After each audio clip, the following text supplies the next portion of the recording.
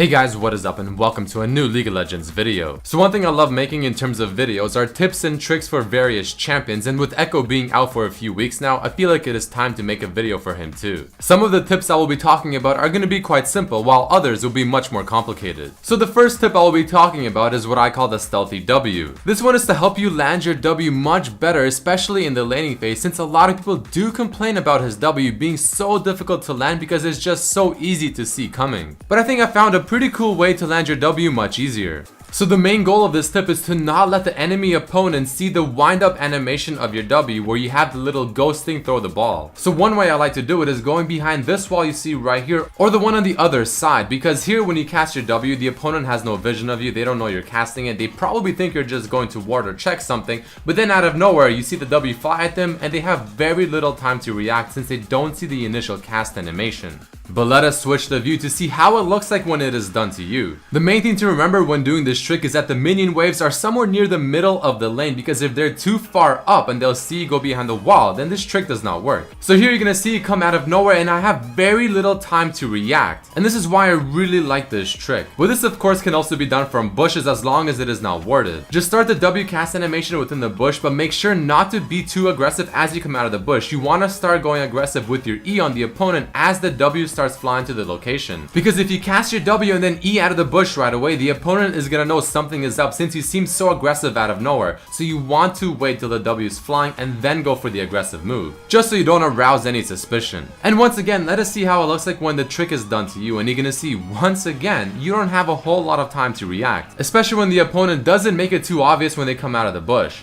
The second thing I want to be talking about is among the hardest things to do with Ekko. This one is pretty much utilizing his full kit to its fullest potential and landing the two hardest abilities to land, being his W and his ultimate, in succession. This one works best whenever you're being chased because you can easily turn around the situation. The whole point is to use your W right behind you where your ghost is going to appear from your ultimate. Use your ultimate to get within the W, proc the W, but also use the Q to slow the opponent to make sure that they stay within the W range. But just in case that was a little too much to understand, let's look at it once again, but in slower motion. So again, this works best when you're being chased, and you're gonna see as I'm about to slow it down, you want to throw your W where your ghost is gonna be, since your ghost has a 4-second delay and your W is 3 seconds. To ensure that they stay within the W range, you see me throw out the Q for the slow. As it comes back and my ghost is within my W range and so is the opponent, I ult back into it, proc the W, deal the ultimate damage, and just go full out for the finish. Definitely try this out, but do remember that you will probably fail this quite a lot because this is probably the hardest thing to do with Ekko.